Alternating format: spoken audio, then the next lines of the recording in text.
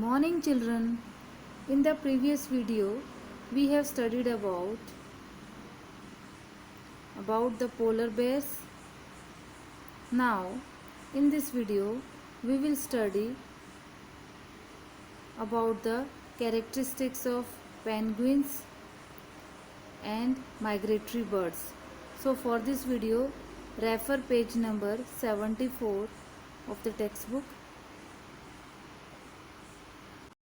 So, penguins are found in Antarctic region of South Pole. हमने पहले पढ़ा कि पोलर बेयर्स हमें कहाँ मिलते हैं, नॉर्थ पोल में आर्कटिक रीजन में मिलते हैं, और जो पेंगुइन्स हैं ये हमें कहाँ मिलते हैं, ये हमें एंटार्क्टिक रीजन साउथ पोल में दिखाई देते हैं, वहाँ मिलते हैं हमें. Now we will see this penguins. आप ये पेंगुइन्स को देख सकते हैं. They are so beautiful. कितने दिखने में सुंदर हैं. ये होते बर्ड्स हैं, लेकिन बस ये बर्ड्स की तरह ही दिखते हैं, लेकिन ये फ्लाई नहीं कर सकते. और ये कहाँ ऐसे एरिया में जहाँ पे सबसे ज़्यादा स्नो रहती है और -37 डिग्री सेल्सियस जहाँ पर इतना नीचे टेम्परेचर रहता है, क्योंकि यहाँ पर सनरेज जो हैं वो डायरेक्ट नहीं पड़ती हैं. ये इक्वेटर से बहुत दूर है ये रीजन, और जिसकी वजह से यहाँ पर सबसे ज़्यादा कोल्ड रहता है, कोल्ड वेदर रहता है. तो अब हम इसकी कैरेक्टरिस्टिक्स के बारे में पढ़ेंगे. White and black colour. Penguins का कैसा रहता है, वाइट एंड ब्लैक कलर रहता है. White merges well with the white background. तो इनमें भी ये कैमोफ्लेज की क्वालिटी रहती है. ये अपने आप को अपने स्किन के कलर की वजह से छुपा सकते हैं. ये ना तो इनको प्रीडेटर्स का कोई डर रहता है कि इनको कोई इनका शिकार कर सकता है, और दूसरा ये अपने प्रे को भी इजीली पकड़ सकते हैं. इस वजह से इसको ये जो इनका स्किन कलर है ये इनको बहुत हेल्प करता है बैकग्राउंड में मिक्स होने के लिए. वाइट और ब्लैक दोनों कलर के होते हैं ये. Thick skin. इनकी भी थिक स्किन रहती है. It also has a thick skin and a lot of fat to protect it from cold. इनकी थिक स्किन रहती है और इनकी स्किन के ऊपर भी बहुत सारा फैट रहता है, जिसकी वजह से ये अपने आप को ठंडी से प्रोटेक्ट कर सकते हैं. हडल. हडल मीन्स ग्रुपिंग में. Also penguins huddle together. This they do to keep warm. ये हमेशा ग्रुप्स में चलते हैं, ताकि ग्रुप्स होने की वजह से जो अगर ये पास में बहुत सारे पेंगुइन्स एक दूसरे के पास खड़े रहेंगे तो इनकी बॉडी कैसी रहेगी, वार्म रहेगी, क्योंकि इनको एक दूसरे की हीट मिलती रहती है. हम भी अपना एग्जांपल भी ले सकते हैं कि अगर हम विंटर में बहुत ज़्यादा कोल्ड है, तो अगर हम ग्रुप में खड़े रहें और 4-5 लोग एक साथ पास में खड़े रहें, तो हम लोगों को भी एक दूसरे की बॉडी की हीट मिलती है, जिसकी वजह से हमें ठंडी कम लगती है. तो आप देख सकते हैं इस पिक्चर में देख सकते हैं कि ये किस तरह से ग्रुपिंग में एक दूसरे के पास चिपक के खड़े रहते हैं, हडल में रहते हैं, ग्रुप में रहते हैं. तो इससे इनकी बॉडी कैसी रहती है, वार्म रहती है.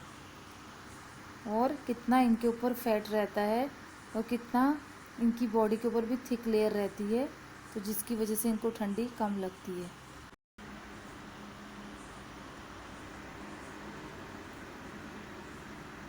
जैसे फिशेस की बॉडी कैसी रहती है, आप देखते हैं फ़िश की बॉडी का स्ट्रक्चर कैसा रहता है, तो वो भी इजीली वाटर में स्विम कर पाती हैं. इसी तरह से पेंगुइन्स भी ये बहुत अच्छे स्विमर्स होते हैं. Now we will study about migratory birds. अब ये माइग्रेटरी बर्ड्स क्या होते हैं. In winters birds of polar areas migrate to warmer regions. क्योंकि जो ये माइग्रेटरी बर्ड्स होते हैं ये भी इतने ज़्यादा ठंडी में, इतनी ज़्यादा जब बहुत ज़्यादा एक्सट्रीम ठंडी पड़ती है, तब ये लोग क्या करते हैं, ये वहाँ से वार्मर रीजन्स में फ्लाई करते हैं, अपने माइग्रेट करते हैं. तो इस तरह से ये they come back after the winter is over. और जब जैसे विंटर ख़त्म होता है ये वापस अपने जहाँ ये सरवाइव करते हैं वापस वहीं आ जाते हैं, क्योंकि तब उस टाइम वहाँ पर विंटर सीज़न ख़त्म हो जाता है। तो जब तक एक्सट्रीम कोल्ड होता है तब तक ये माइग्रेट कर जाते हैं ऐसे एरियाज़ में जहाँ पर सर्दी ज़्यादा नहीं होती है।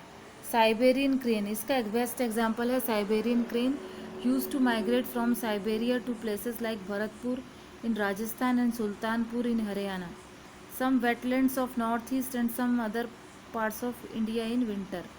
तो साइबेरियन क्रेन जो है वो पहले माइग्रेट करके हमारे राजस्थान में भरतपुर एरिया में या सुल्तानपुर हरियाणा में आती थी, लेकिन अभी उनकी पॉपुलेशन बहुत कम हो गई है, इसलिए अब वो इंडिया में विंटर सीज़न विंटर में यहाँ जब वहाँ पे पोलर एरियाज़ में जब बहुत ज़्यादा ठंडी पड़ती है तब वो माइग्रेट नहीं कर पाती हैं, क्योंकि उनकी पॉपुलेशन कम हो गई है। अब वो जाती हैं तो वो चाइना और ईरान में देखने को मिलता है कि साइबेरियन क्रेन्स चाइना और ईरान में अभी भी आती हैं, और वहाँ पर वो अपना जो एक्सट्रीम विंटर होता है पोलर एरियाज़ में वो उस टाइम वहाँ पर बिताकर मैं वापस अपने साइबेरिया यानी रशिया चली जाती हैं। तो अब आप देख सकते हैं कि साइबेरियन क्रेन होती कैसी है। तो आप देख सकते हैं this is the Siberian crane, ये साइबेरियन क्रेन है, दिखने में बहुत ब्यूटीफुल है और ये ही माइग्रेट करती है पोलर एरियाज से। तो दूसरी कैरेक्टरिस्टिक्स आप देख सकते हैं, some migratory birds travel as much as 15,000 kilometre to escape the extreme climatic conditions at home. तो ये जो माइग्रेटरी बर्ड्स हैं ये 15,000 किलोमीटर तक माइग्रेट कर सकते हैं ऐसी विंटर की बहुत ज़्यादा विंटर की एक्सट्रीम कंडीशंस में।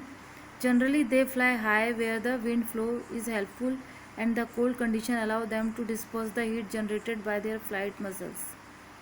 तो ये जब बहुत ज़्यादा ऊपर उड़ते हैं और उड़ने की वजह से क्या होता है, जो विंड का फ्लो होता है वो इनको हेल्प करता है कोल्ड कंडीशंस में, और जिसकी वजह से ये हीट को डिस्पर्स कर पाते हैं बाय देयर फ्लाइट मसल्स, अपनी फ्लाइट मसल्स से।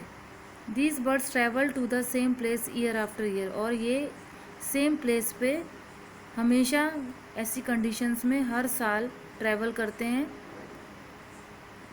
अपने आप को बचाने के लिए एक्सट्रीम विंटर से। सेम प्लेस पे वो आते रहते हैं, हर साल आते रहते हैं। It seems that this birds have a built in sense of direction. तो इससे हम सोच सकते हैं कि ये किस तरह से इनको पता चलता होगा, या इन बर्ड्स के अंदर कोई किसी तरह की सेंस रहती है डायरेक्शन की, कि ये अपने आप इतने किलोमीटर तक ट्रैवल करके दूसरी जगह पे चले जाते हैं। Some birds probably use landmarks to guide them. क्या इनके अंदर कोई ये किसी लैंडमार्क का यूज़ करते हैं, या इनको कोई ऐसी कोई इनकी पहचान होती है जिसकी वजह से ये इतना दूर तक ट्रैवल कर पाते हैं। Many birds may be guided by the sun during the day and stars at night. और हो सकता है कि ये सनलाइट में दिन में या स्टार्स जो रात को रहते हैं उसकी वजह से उसको एक अपनी गाइडलाइन बना के इतना दूर ट्रैवल कर पाते हैं। There is some evidence that birds may use the magnetic field of the earth to find direction. और ऐसा भी देखा गया है कि बर्ड्स हो सकता है कि कोई मैग्नेटिक फील्ड अर्थ की यूज़ करते हों डायरेक्शन फाइंड करने के लिए। Mammals, many types of fish and insects are also known to migrate seasonally in search of more hospitable climates. और मैमल्स में जैसे फ़िश हैं, इंसेक्ट्स हैं, ये भी माइग्रेट करते हैं जब सीजन्स चेंज होते हैं, तो अपने आप को सूटेबल क्लाइमेट में जहाँ पे वो अपने आप को माइग्रेट करके अपने आप को सरवाइव करवा सकें। तो आपने इसमें माइग्रेटरी बर्ड्स के बारे में पढ़ा कि माइग्रेटरी बर्ड्स की क्या कैरेक्टरिस्टिक्स होती हैं। Now there is one question for you, which bird migrates from Arctic to Antarctic region every year. आप अब मैंने जो आपको समझाया उसके अकॉर्डिंग आप बता सकते हैं कि कौन सा बर्ड है जो हर साल आर्कटिक से एंटार्क्टिक रीजन में माइग्रेट करता है। तो इसका आंसर आप बता सकते हैं कि क्या है। Some other animals living in the polar regions are many types of fishes, musk oxen, reindeers, foxes, seals, whales and birds. तो कुछ अलग टाइप के जो पोलर रीजन्स में जो एनिमल्स रहते हैं वो आप उसको इन पिक्चर्स में देख सकते हैं, जैसे कि रेनडियर है, देन मस्क ऑक्सिन है, देन फॉक्स हैं, देन सील्स हैं. तो ये सब हमें कहाँ मिलते हैं? ये पोलर रीजन्स में मिलते हैं ये animals. So in the next video we will study about the tropical rainforests.